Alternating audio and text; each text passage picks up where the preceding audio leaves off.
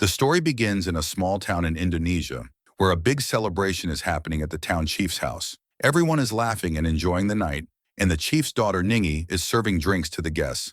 But her smile fades when she sees her boyfriend Raman entering the party. He hasn't talked to her for days, and now she's angry to see him. Raman tries to explain where he was, but Ningi cuts him off, saying, "If you're not going to propose, don't give me false hope." Feeling embarrassed, Raman apologizes and gets ready to propose right there. But before he can, he gets an urgent call from his office. He promises, "I'll fix everything after my shift," and rushes out. Moments later, the joyful mood turns into chaos when a car crashes into the party, hitting several vehicles. People are injured, and the chief runs to scold the driver. But when he opens the door, the driver lets out a horrifying growl and bites the chief's neck. Everyone screams and runs for their lives, realizing the driver isn't human. He's a zombie. That was just the beginning, and everything actually started 5 hours earlier at a pharmaceutical factory. The workers were testing a new experimental drug, still awaiting government approval. They'd been researching it for 3 months, desperate to start production. One sample was sent to the factory owner, Sadamin, and another to his business partner in the city. Meanwhile, Sadamin's daughter, Keynes, is getting her son, Raihan, ready to visit his grandfather. Her husband, Rudy, notices she looks upset and reminds her, "We need to finish this meeting quickly." Their marriage is falling apart. They plan to divorce soon, but first they need Sadamin's signature to sell the factory. Rudy believes he deserves a share because he helped run the business for years. Keynes, however, feels broken inside, knowing she'll have to face her stepmother, Karina, who was once her best friend. Karina and Sadamin were close friends long ago, but after their marriage, Keynes and Karina's friendship shattered forever. At home, Sadamin decides to test his new medicine, the same one made in the factory. He drinks the sample himself. His wife, Karina, smiles and says that now, since he's about to retire, they should travel the world, and maybe even try for a baby. A little later, Keynes arrives with her husband, Rudy, and their son, Raihan. Karina welcomes them warmly, but Keynes stays cold and distant. She doesn't even let her son go near Karina. Soon, Raihan goes off to play with his uncle Bonbon, who spends his days gaming and living off his father's money. The two play around the house with toy guns, until Keynes and Rudy scold Bonbon, telling him to grow up and stop acting like a child. Meanwhile, Sadamin goes to the mirror after a shower, and what he sees shocks him. His face looks younger. Excited, he shouts with joy, realizing the medicine actually worked. He rushes to Karina and hugs her happily, unaware that a strange wound is slowly forming on his back. A little later, Sadamin joins everyone in the living room and criticizes Rudy for making a boring promotional video for the factory. Everyone is stunned to see how young and energetic he looks now. Then Sadamin makes a big announcement. He's not selling the factory anymore. Bonbon storms out angrily, but Sadamin continues, saying that their sales may have been slow for years, but now he has a product that will change everything.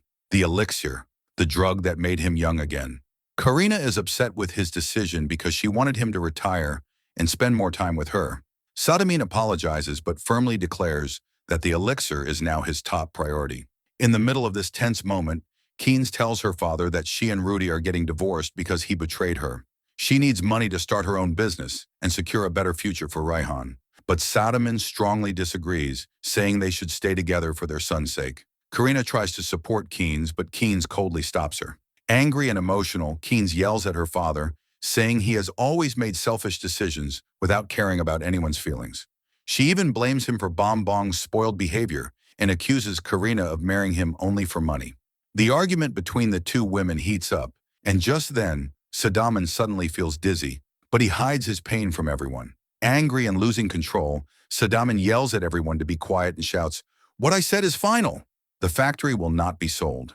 He reminds them that he worked hard all his life while everyone else just enjoyed his money. Furious, he rips apart the contract papers from the rival company, but suddenly he collapses to the floor again. This time, strange veins start spreading on his neck. Everyone panics as he begins coughing up blood. Rudy rushes to check his pulse, but Sadamin isn't breathing anymore. Just when they think he's dead, Sadamin suddenly opens his eyes and sits up, but now he's no longer human. His eyes glow red, and he's turned into a zombie. Without warning, he attacks his servant, biting deep into his neck. Blood splatters everywhere as the servant falls to the ground, screaming in pain. Then Sadamin jumps onto his driver Ars, vomiting blood onto his face. Some of it slips into Ars's mouth, infecting him too. Bonbon tries to pull his father away, But Sadamin turns on him, ready to bite. Karina and Keynes grab whatever they can to stop him while chaos fills the house. People screaming, glass breaking, panic everywhere. In the struggle, Bong accidentally fires his toy gun, but it's no longer a toy. A sharp dart shoots straight into Sadamin's head. He freezes and collapses, dead for good. The family stands in shock, unable to believe what just happened. Some cry, others are frozen in fear. In the middle of this chaos, Ars runs toward his car. Rudy chases him, shouting, "Call the police! Tell them it was an accident!" Ars speeds away, not realizing the infection is already spreading inside him. Outside, Bong hides in the car, shaking with guilt, believing he killed his own father. Keynes hugs him tightly and says it was just an accident. The two siblings cry together, broken and scared. Meanwhile, inside the house, another nightmare begins. The servant Sadamin bit, Party, suddenly stands up again, now a zombie. Blood drips from his mouth as he attacks another servant, then lunges at Karina. She kicks him hard to the ground, but Party rises again and turns toward Rudy. The maid tries to help, but Party bites off her hand, then her neck. Keynes looks through the window and sees the maid outside, now half zombie, attacking another worker. Terrified, she steps back. And just then, Bong drives the car straight into the zombie, crushing her in half. But even split in two, the creature keeps moving. Inside, Party keeps attacking, forcing the rest of the family to run out of the house in fear. The once happy home has now become a place of blood, screams, and terror. When Keynes and Bong return to the house, they find it completely silent, like everyone has vanished. Suddenly, the zombie maid jumps out from behind a wall and charges at them. Both of them scream and run, barely managing to shut the door behind them. Keynes desperately calls Rudy, but he doesn't answer. They rush back toward the car, only to see something horrifying. The half-bodied zombie from before is still alive. Its upper body crawls toward them, hissing. Bong kicks it hard, sending it crashing to the ground. Without wasting a second, they jump into the car and drive away as a group of zombie servants chase them down the road. Meanwhile, Ars, who was on his way to the police station, starts transforming into a zombie while driving. Losing control, he crashes straight into the party, the same celebration where this nightmare first began. The same horrific scene repeats. Ars rises as a zombie, attacks the guests, and within minutes, the entire joyful party turns into a bloody massacre. Elsewhere, Karina and her group spot a truck parked by the roadside. Unfortunately, it's locked. Just then, they hear growling behind them. Party, the zombie servant, is nearby. Terrified, everyone hides behind the truck. Party looks around for them but doesn't see anyone and slowly walks away. They finally take a breath of relief, but suddenly Rudy's phone rings, echoing through the silence. Hearing the sound, Party turns back and charges toward them. The family fights back with everything they have. Party keeps attacking, biting, and grabbing anyone he can reach. In the chaos, Karina spots a pitchfork inside the truck and drives it deep into Party's shoulder. He roars in pain, and then, as the rain begins to pour from the sky, something strange happens. The moment the water touches his skin, Party starts to freeze. His body stiffens, and he stops moving completely. Realizing this, the group seizes the chance and escapes. Rudy quickly answers his phone and tells Keynes that they're heading toward the town chief's house. A while later, Karina's group reaches there, but the sight waiting for them is terrifying. The entire place is overrun by zombies. They move quietly, trying not to draw attention, but suddenly Ars jumps out of nowhere and bites Karina's maid's neck. Her screams echo through the air, attracting dozens of zombies toward them. Rudy grabs Karina and Rayhan, pulling them inside the house and locking all the doors. Outside, the zombies swarm the maid, tearing her apart. Moments later, Keynes and Bong arrive and are horrified to see the blood-soaked streets and piles of bodies. Keynes calls Rudy, and he tells her they're trapped inside. Panicking, Keynes honks the car horn repeatedly to signal them, but that backfires. The loud noise attracts every zombie in the area. They start running toward the car in a terrifying wave. Bong slams his foot on the accelerator, and they speed away as dozens of zombies chase them through the dark streets, turning the whole town into a scene of chaos, blood, and terror. When the zombies finally move away, Rudy, Karina, and little Rayhan quietly step out of the house, trying to reach Sadamin's old car. But the car is completely wrecked, useless now. Suddenly, the zombie maid spots them and lets out a horrifying scream before sprinting toward them. Karina grabs Rayhan and hides inside a nearby house, while Rudy stays outside to protect them. From inside, Karina hears his shouts and the terrifying sounds of a fight. Moments later, Rudy stumbles into the house, slamming the door shut behind him. His body is covered in blood, but he insists he's fine. While Karina searches for a cloth to clean him up, Rudy notices something, a bite mark on his arm. Realizing what's happening, he hugs his son tightly and says, "I love you, son. Take care of your mom." When Karina returns, she freezes in horror. Rudy has turned into a zombie. He lunges at her, snarling, but Raihan bravely grabs him from behind. Enraged, Rudy turns on his own son and tries to bite him. Acting fast, Karina breaks a bottle and smashes it over Rudy's head, then drags Raihan into another room. They lock the door, but Rudy keeps banging on it, trying to break through. Finally, he smashes the door open, but Karina moves aside just in time, and he falls straight onto a metal pump handle, which pierces his body. Rudy stops moving, impaled in place. Karina and Raihan rush outside, locking the door behind them. Just then, they hear the door creak open again. Terrified, they step back. But it's not Rudy, it's Ningi. She sighs in relief upon seeing them alive. Hearing noises inside, Ningi peeks through the door and sees Rudy's body still twitching, showing faint signs of life.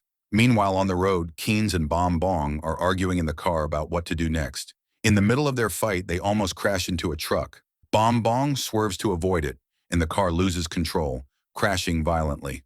The truck driver rushes to help, pulling the siblings out of the wreck. But suddenly, Bom Bong begins to vomit. The infection has reached him too. Before anyone can react, a horde of zombies appears behind the truck, climbing onto it and attacking the driver and other passengers. Screams echo as blood splashes everywhere, turning the road into a scene of chaos and death. The truck driver tries to fight back, but the zombies overpower and kill him brutally. Keynes, Ningi, and Bom Bong somehow escape the bloodbath and run toward the nearest police station. The officers there are shocked by their story, but send a few men outside to check the situation, leaving Raman behind to look after the terrified children. When the police reach the truck, a huge crowd of zombies starts chasing them. One officer throws a gas grenade, but it has no effect. Within seconds, the zombies attack and eat everyone alive. Only the captain survives for a moment, firing bullets. But even the bullets can't stop them, and soon he too gets bitten. Inside the police station, Ningi uses Karina's phone to call Raman. Raman says he can't leave the station right now. Just then, the captain runs inside and shouts for everyone to lock the doors. The zombies begin banging on the door from outside, so everyone pushes furniture against it to block them. Raman tries to call the hospital for an ambulance, but it's already too late. The captain has now turned into a zombie himself. Bom Bong grabs Raman's gun and shoots, but it doesn't work. The captain attacks him, and Keen hits him with a bottle while Bom Bong uses a fire extinguisher, but nothing stops him. Finally, they push him into a jail cell using a stool and lock the gate. Outside, hundreds of zombies are now surrounding the station. Raman calls other police stations for help, while Keen tries to call Rudy, but there's no answer. She breaks down in tears, and Bom Bong tries to comfort her. Just then, Karina calls and Keen talks to Rayan, feeling relieved that they're both still safe. But when Karina tells her that Rudy has turned into a zombie, Keen is heartbroken again. Bom Bong promises that once they get help, they'll go rescue Karina and Rayan. Meanwhile, the whole city is now taken over by zombies. The three lock themselves inside the station, trying to hold on. Suddenly, Raman gets a call from another police station, but they too are surrounded by zombies, and within seconds their screams are heard before the line disconnects. The three climb up to the balcony and look down. The entire area is filled with zombies. Keen calls Karina again, and the two old friends start talking about the past. Karina admits she truly loves Sadaman, but feels she should have cared more about Keen's feelings. Keen, crying, apologizes and says she really misses her best friend. She makes Karina promise that if anything happens to her, she'll take care of Rayan. Just then, a prayer starts playing loudly from a nearby speaker, and all the zombies begin running toward the sound. Raman remembers the police had seized some fireworks earlier. He lights one and throws it outside. The loud noise distracts the zombies, and they all move away, leaving the main gate clear. After that, Raman tells everyone to wear safety gear and grab their guns. Before leaving, he calls Ningi and tells her they're on their way. But suddenly, the zombies return and start banging on the door again. Raman and Bom Bong open the door slightly to light another firecracker, but it slips from their hand and explodes inside the station. The loud blast attracts even more zombies, who begin breaking in. They quickly try again, and this time, Some firecrackers fly out in the right direction. Hearing the sound, the zombies rush outside, leaving the way clear. The three of them immediately run out of the station, searching for a vehicle. But even on the streets, some zombies are wandering around. Raman fires his gun and finally kills one. That's when he realizes the zombies only die if they're shot in the head. Knowing this, Bom Bong also starts firing, and together they manage to take down several zombies. But the gunfire attracts a huge horde, and soon hundreds of zombies begin charging toward them. The trio uses riot shields to protect themselves and keeps firing, but they quickly get surrounded. At the same time, lightning flashes across the sky, and inside the house, Rudy, now fully turned into a zombie, goes wild. He breaks free from the water pump and starts banging on the door. The noise draws more zombies toward the house. The women inside hold the main door tightly, trying to stop them, but the zombies start breaking through the windows. Another lightning flash makes all the zombies freeze for a few seconds, then they attack again. Suddenly, it starts raining heavily. As soon as the rainwater hits the zombies, they stop moving and stand completely still. Ramen, Keen, and Bom Bong take this chance and escape. Meanwhile, inside the house, the rain causes the zombies at the windows to back away. Karina looks outside and realizes the rain is calming them down. She immediately tells Ningi and Rayan that it's time to leave. Luckily, Ningi has a bike, and the three of them hop on and ride away into the storm. As soon as Rudy breaks the door and steps outside, a few drops of rain fall on his body, and he freezes completely in place. But after a few minutes, the rain stops, and all the zombies come back to life, surrounding Ramen and Bom Bong once again. Keen tries to escape, but a zombie jumps on her. She quickly grabs her gun and shoots it straight in the head, killing it instantly. She starts running, but more zombies rush toward her. She tries to shoot again, only to realize her gun is out of bullets. Meanwhile, Ramen and Bom Bong run back toward the police station. Keen somehow reaches a nearby truck, fights off a zombie, and locks herself inside. She tries to start the truck, but the engine won't turn on. Just then, in the distance, Karina, Ningi, and Ryan appear on a motorbike.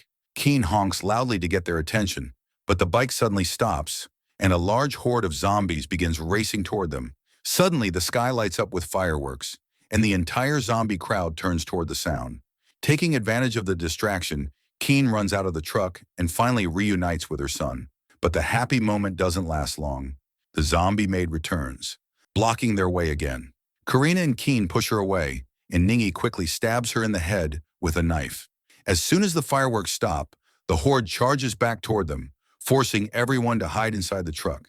Karina manages to contact Ramen to check if he's still alive. After several tries, the truck engine finally starts, and they drive through the road, crushing zombies under the tires. But suddenly, the truck's brakes fail, and it crashes straight into the police station wall. Ramen feels relieved to see Ningi alive, but Bom Bong's leg is trapped under the truck. Before they can help, zombies swarm around the station, trying to break in. Ramen and Bom Bong start shooting while Karina rushes to shut the doors. A few zombies go down, but the crowd keeps growing. Bom Bong tells Karina to check the side door. It's clear, but his leg is still stuck, and the truck won't move. He tells everyone to leave him behind. Just then, Ningi accidentally walks near the jail cell, where the zombie captain bites her arm. Enraged, Ramen shoots the captain dead. But within moments, more zombies break in and attack them. In their final moments, Ramen takes off his ring, gives it to Ningi, and the two hold hands, dying together in the middle of the chaos.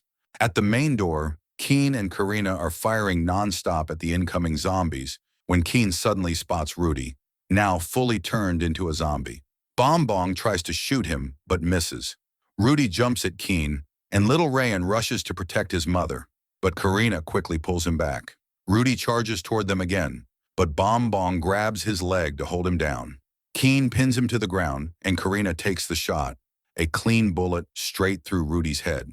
After that, Bom Bong lights up another firecracker to draw the zombies' attention, while Keen, Karina, and Rayan escape through the side door. Moments later, the entire horde storms into the building and attacks Bom Bong.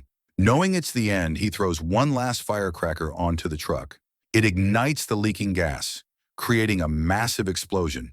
The whole police station bursts into flames, and fireworks light up the night sky. Keen, Karina, and Rayan make it to the road and start searching for a vehicle. That's when Keen notices a deep bite mark on her hand. Tears fill her eyes as she hugs Rayan tightly and tells him she can't go any further. She embraces Karina next and begs her to take care of Rayan. Then picking up her gun, she walks toward the burning horizon. Suddenly, a group of flaming zombies appears on the road. Keen lights one last firecracker to distract them, allowing Karina and Ryan to speed away on a motorbike. As they ride off into the distance, Keen stands alone in the open field, takes a deep breath, and pulls the trigger, ending her life before the infection takes over. By morning, Karina and Ryan cross a bridge and head toward the city, unaware that the zombie-called party is silently following them from behind. Meanwhile, in the city, Sadine's business partner takes a sip of the Elixir sample. His face starts glowing with youth again, leaving his husband staring in pure shock. And with that chilling twist, the movie The Elixir, 2025, comes to an end.